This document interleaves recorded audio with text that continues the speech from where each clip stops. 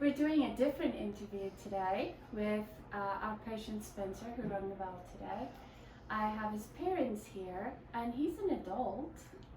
And normally we speak with children's parents, but never adult parents, because this really affects the family.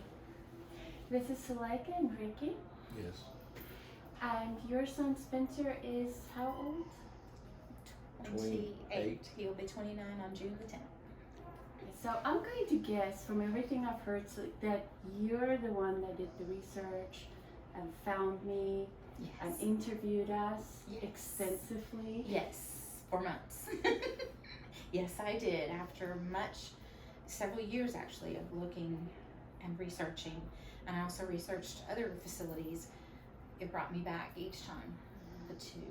When I found Spero, I didn't veer much further because I was able to get all the information. And like you said, the interview, it was very extensive. I was very specific, and I wanted details.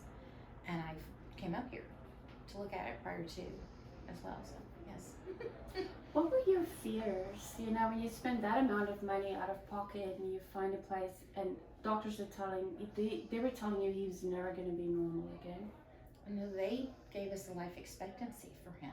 They minimized his life expectancy 5 to 9 years, I think was the best that we had. Is that correct? Yeah. I mean, we were thinking 10 years at the most.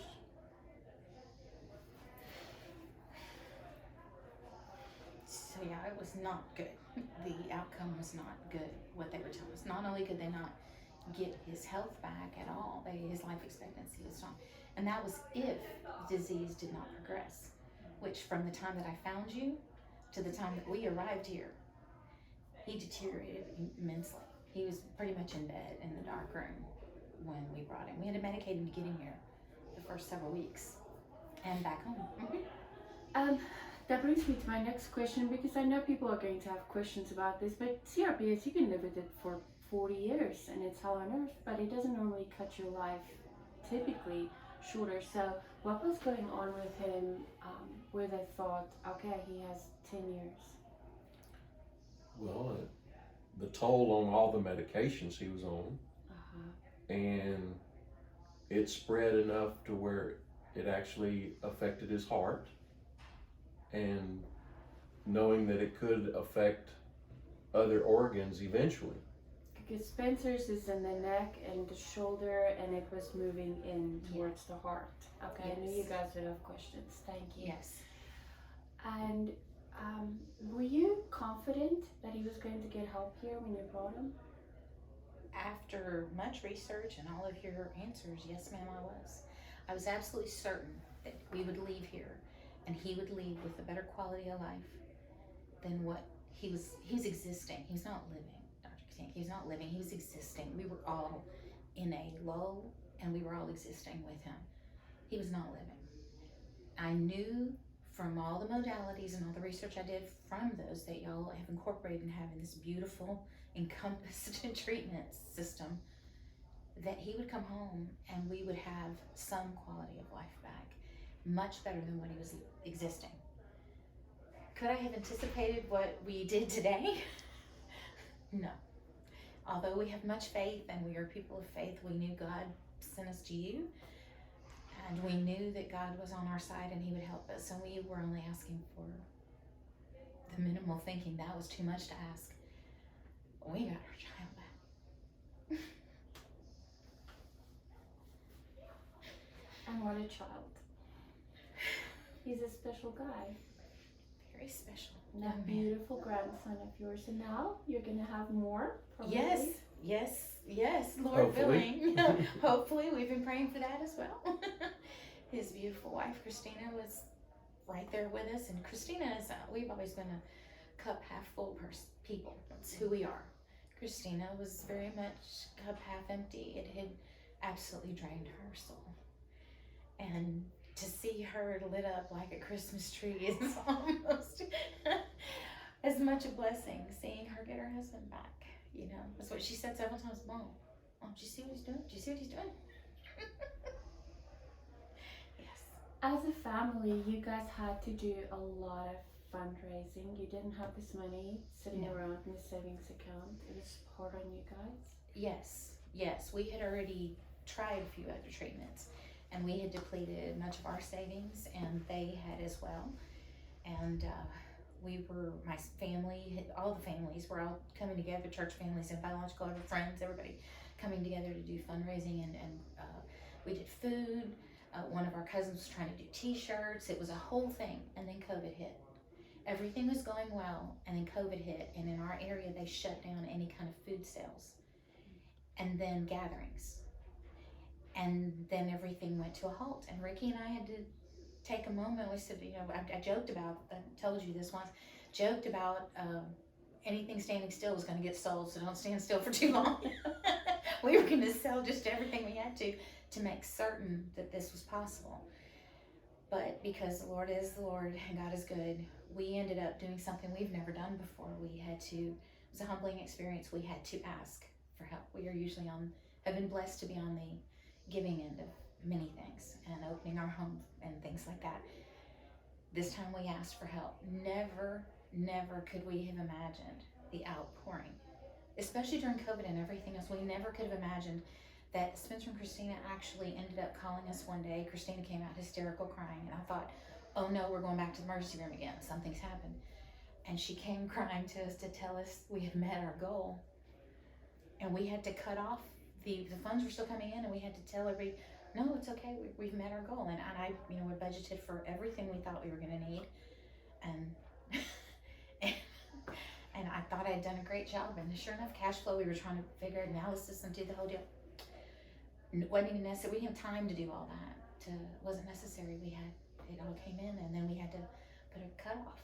We had to tell people to stop trying to continue helping because we didn't need any more help. We were good. It was a blessing, such a blessing, such a blessing. Lord put everything right in place, starting with finding you all and you putting all of this together to take care of patients with this very rare, unusual disease.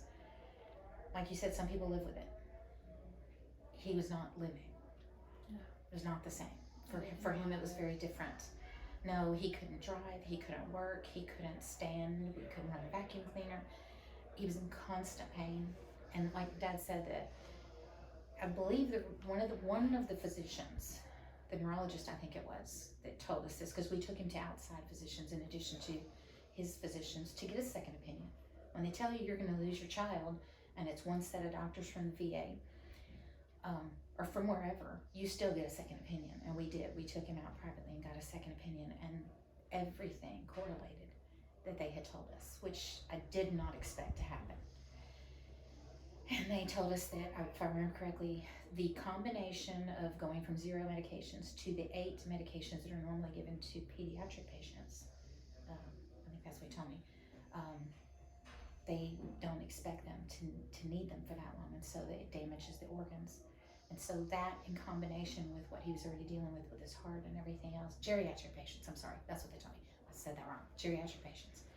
They said that that is why, from what they had been able to see, and all of his medical records that we sent to you all, when you looked at him, I remember getting a call from Lana asking me what wheelchair he was in, because of the damage that y'all could just see on paper before you did your preliminary testing, which I was told you told him that he basically was dead on that test.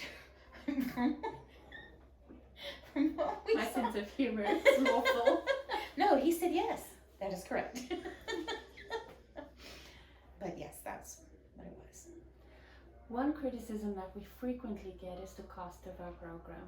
And I think if you compare it to, pain programs, and it really is a third of the cost of most programs, but insurance doesn't cover it. So looking back now, going through this financial burden, how do you feel about please be honest, about the cost for the value that's offered here and the time in the clinic? I'm gonna let you answer that one first. Well, first, I didn't think we were going to make it here. I didn't think it was going to be possible. But I told you we would.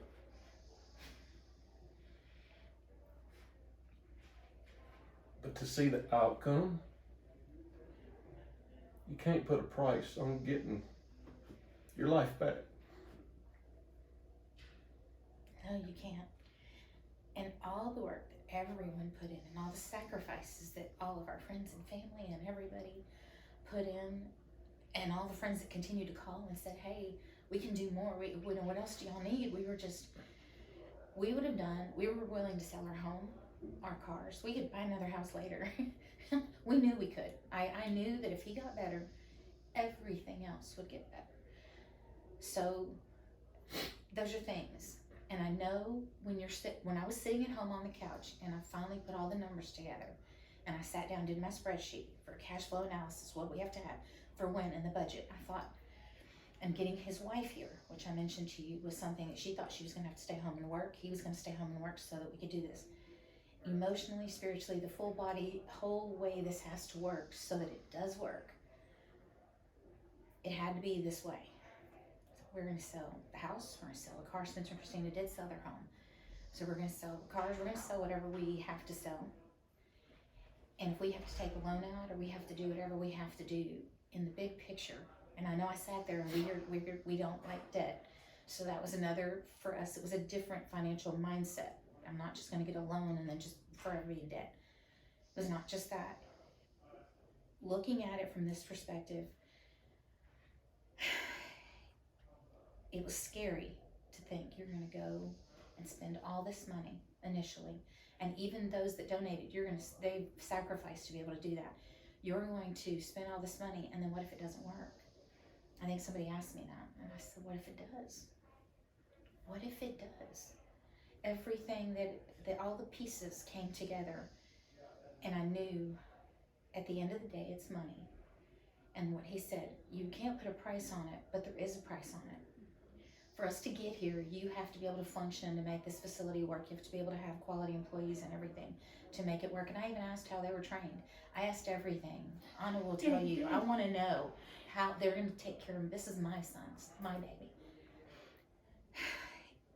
I wish that I could show them, because I did. I looked up what it cost per year for these pain management treatments. Some of it's covered by insurance, some of it's not. Some of the VA covers, some of it they still are trying to work through paperwork to get it to where it's covered. It is not that far off from what they charge or what we would have been out of pocket anyway. But the outcomes that I've seen, I went back and researched you back 8 years. You know, the outcomes, some of the patients that we met that were here for 4-year checkups, 2-year checkups, are still in remission, still living their lives. They got their life back.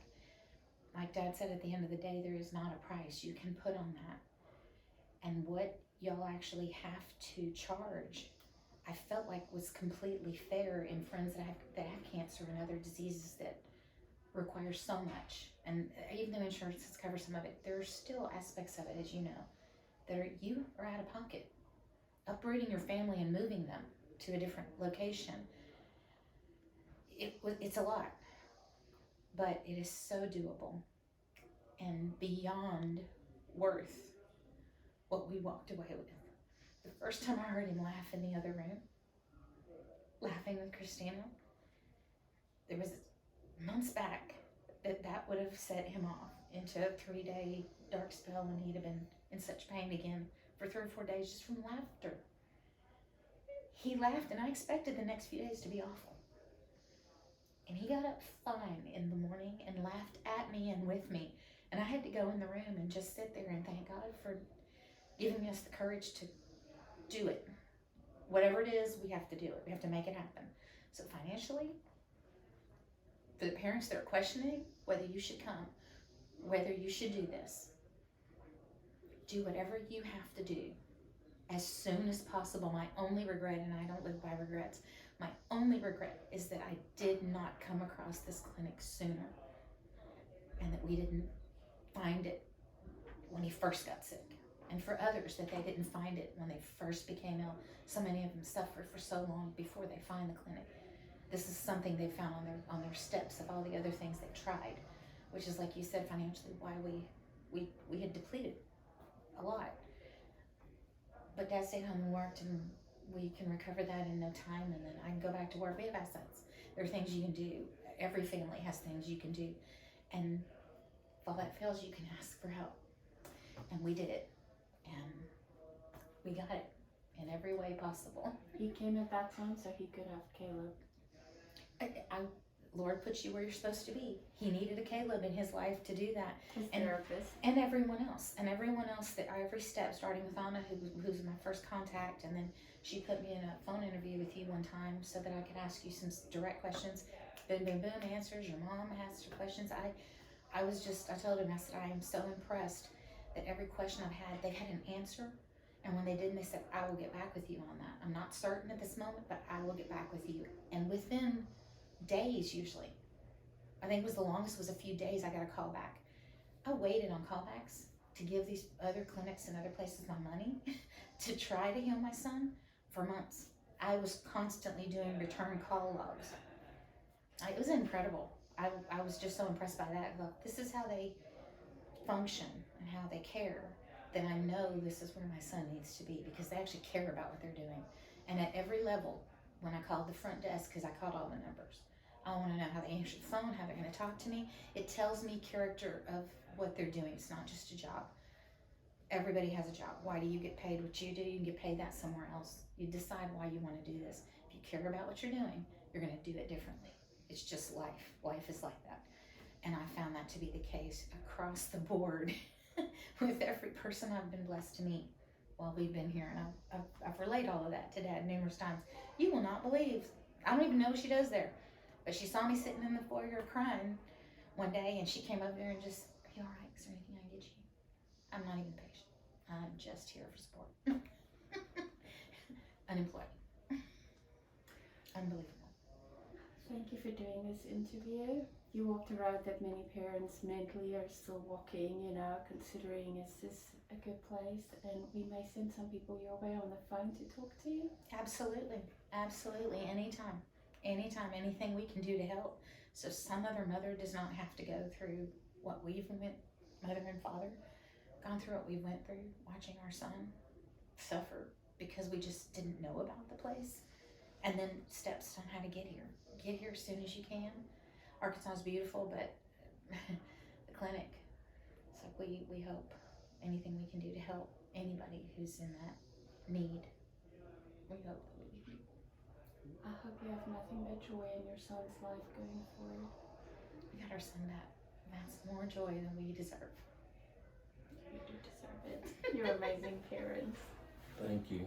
You have a wonderful team here, and of course I learned about it as we went, and I didn't realize of all the different aspects that y'all worked on, from so many different angles,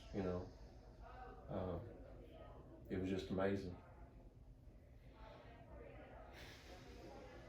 Happy day. Very happy day. You're so blessed. Thank you again. I'm so glad I got to Thank you spend so this much. extra time with you. I'm sorry Well, we thank didn't you. have it. You're so busy. I didn't want to take up any patient's time or your family time. Well, I need to do this every now